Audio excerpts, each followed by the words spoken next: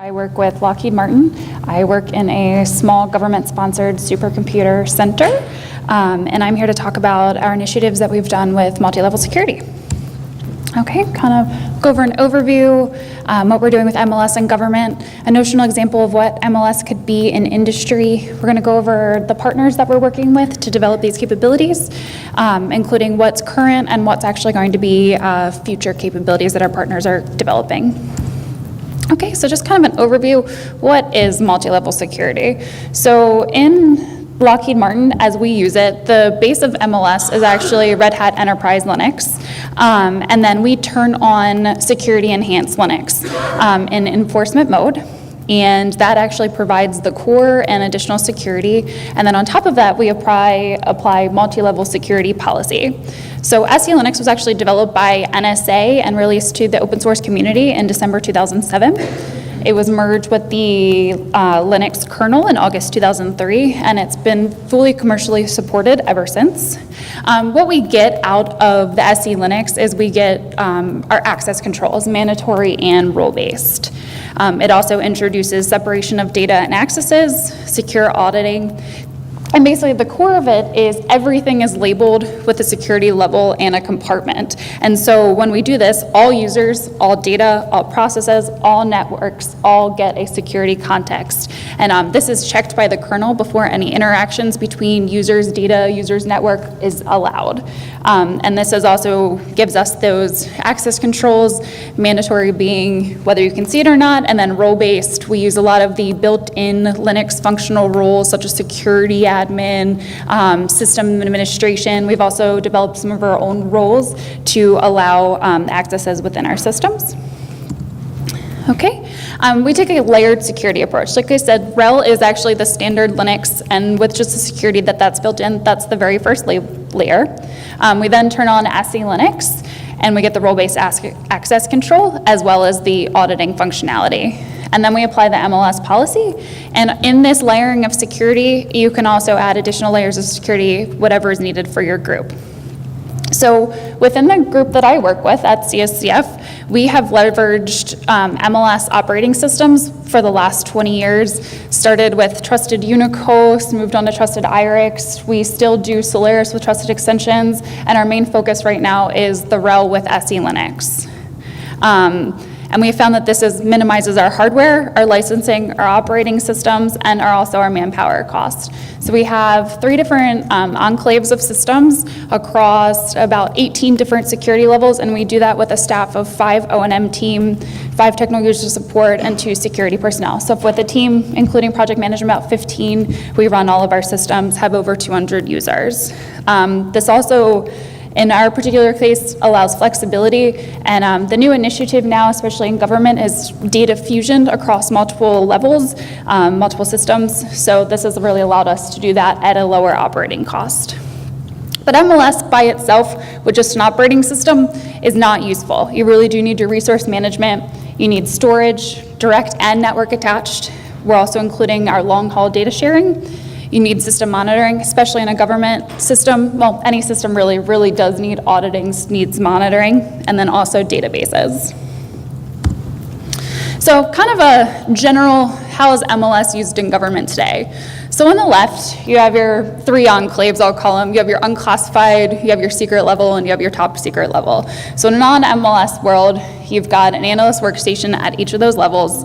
You have an HPC backend at each of those levels, and you have a storage server, whatever that may be, at each of those levels. That's 3 different HPC machines you need for 3 different security levels. Whereas on the right, and what we have in CSCF today, you can do all 3 of those levels on one HPC system. And I'll talk about this further, but you can also get more information. We also use the Seagate Secure Data Appliance, and that's a parallel network file system that we use. So one file system, one HPC server, multiple security levels. So this consolidates our hardware, enables analyst-driven data fusion. I also want to say with this, what you don't see is some of the built-in functionality that's included in RHEL with the SC Linux and MLS policy. One really cool thing about it is what they call the look down, copy up functionality. So if these security levels and compartments are labeled correctly, go into more detail later on what that is. But if they are, somebody at the top secret level can look at that unclassified data coming in and utilize it. And if for some reason they make a change to it or whatever, it writes it out at the security level of the top secret level. So this also allows us not to have to duplicate data. We don't have to take hard drives between systems. Everything can reside on one storage system, and we can use it at all the different multiple levels. Okay, we have a quick example of MLS in industry. So right now you have your big box retail store with back-end server. You have all of your credit card processing. You probably have some other functions. You store your PII on there. You do approvals. All gets done on the internet. Could be unencrypted, could be encrypted, but you got your access points. We've heard of a lot of places getting hacked, credit card data being stolen. Really good place where MLS could really come into play. And we see this on these slides here. So what you could have is your backend server could have this multi-level secure. You can have the internet kind of S1 level, lowest level. So any data that you need there, the levels above it could read it. Then in one space, you could have your point of sale interactions. Another level, you could have your credit card processing. And even another level, you could do company processing, stuff that never really has to go back to that retail store, inventory, that type of stuff.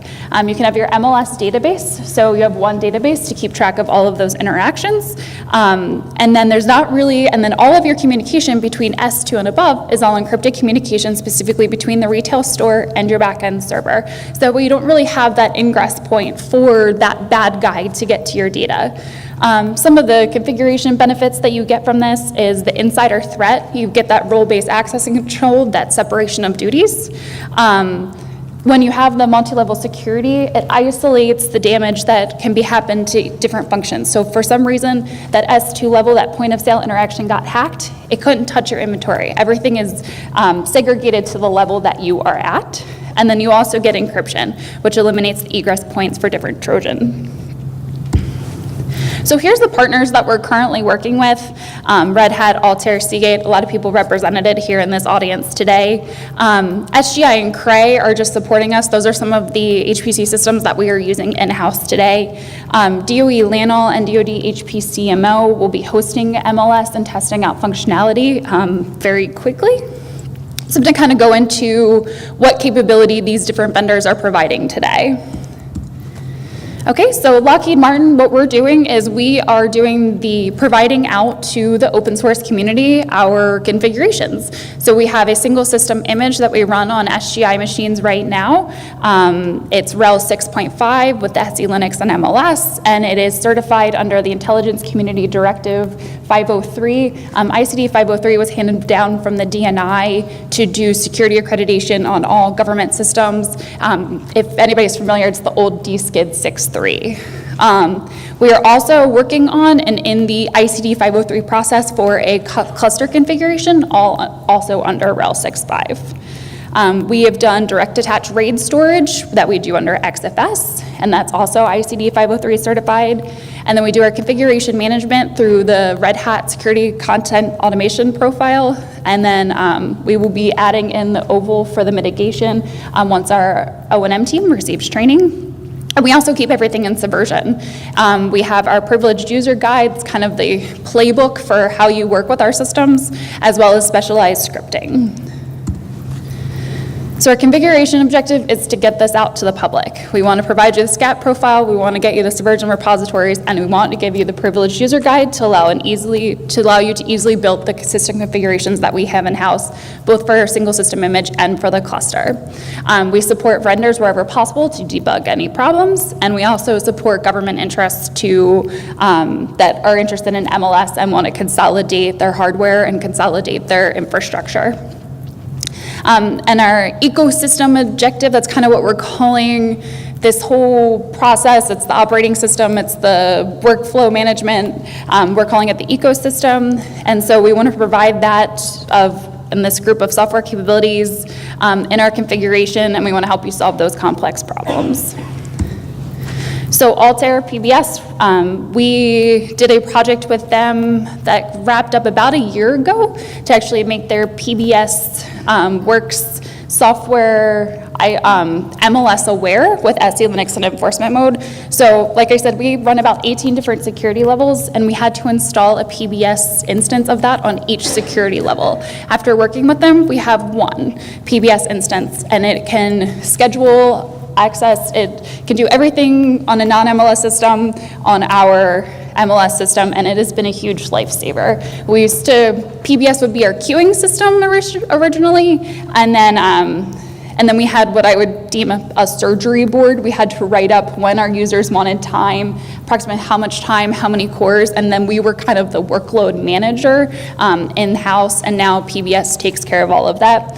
And I also want to mention that PBS was the first to achieve the common criteria EAL 3+ certification, and they are the first and only workload manager to achieve it. Okay, Red Hat is our base operating system.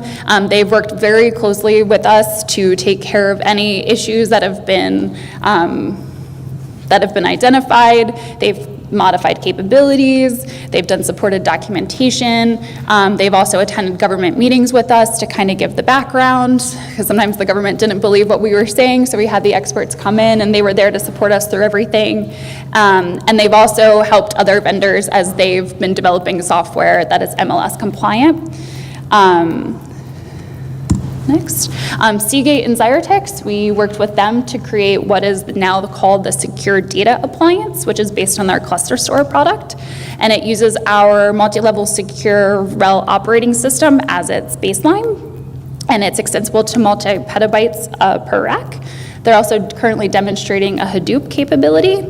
This system is ICD 503 certified and is sitting on our floor and is operational now. We have 2 systems in our data center. We use those to centralize our user home directories and also what we call scientific data storage, our large research and development data set storage.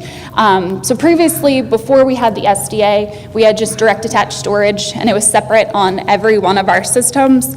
So if a user wanted to process on our HPC machine and visualize on our utility server, they had to transfer data across the network. It was slow, it was time consuming. And so now, as we're processing on our HPC machine, our user can be visualizing on the utility server in real time because there is a shared storage between it. We're working with Microsystems to develop their long-haul InfiniBand, and so we will be implementing this. Right now, we have systems in our data center. We actually have 3 separate data centers, and we will be using the long-haul IB to connect our HPC system sitting in one place with our secure data appliance that is currently sitting in a physically separate location. They've been doing full motion video streams, simulating East Coast to West Coast transition, and I apologize, I am waiting on a text message back to get some of the numbers that they are seeing with the long haul InfiniBand right now. Okay, we're working with Mellanox to use the native MLS extended attributes in the InfiniBand protocol. They will be demonstrating this at GeoInt mid-June and having the final capability ready at supercomputing in November. And this is important, especially for the MLS cluster. Right now we need to do TCP IP over InfiniBand to carry those MLS labels. As soon as they use the native MLS attributes, we no longer have to use TCP IP. And Splunk was a huge problem solver for us as well. Going through all the audit data on 18 different security levels on all of our systems was time consuming and difficult, and we couldn't do trends, we couldn't do historical things.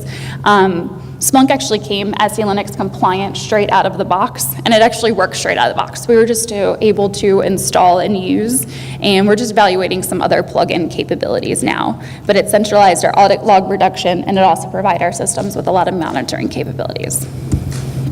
Okay, so upcoming capabilities have to do with multi-level secure databases. So Crunchy Data is coming up with a MLS Postgres, and they are working with Mayan and Seagate, and they will be demonstrating their capability, I believe, actually at GeoAnt and also possibly at Enterprise Challenge this summer. Also, MIT Lincoln Labs had developed cell-level MLS labeling for NSA, and Squirrel Enterprise will be taking that and commercializing the capability, and they will be using the Cumulo database. Just some other players. Vion is the reseller for the secure data appliance and also integration support for demonstrations, and I've done a bunch of other support for other partners. SGI, like I said, we run SGIs in-house. We have UV 1000s and UV 2000s, and we are working with them to get a MLS version of their message passing toolkit, which should actually reduce the MPI communications by at least 10%. So right now we're using OpenMPI as well as MPitch, and it doesn't utilize the hardware as efficiently as SGI's MPT, so we're really looking forward to that being developed. And we have 8 of these systems at Lockheed Martin. We're working with Cray to develop the MLS Red Hat cluster configuration, and we will be demonstrating this at GUINT next 2 months from now. DOE LANL is working to deploy their own MLS cluster configuration, and they've also procured an SDA for evaluation. Same with DoD HPCML, they're evaluating the cluster configuration as well as the SDA. Any questions?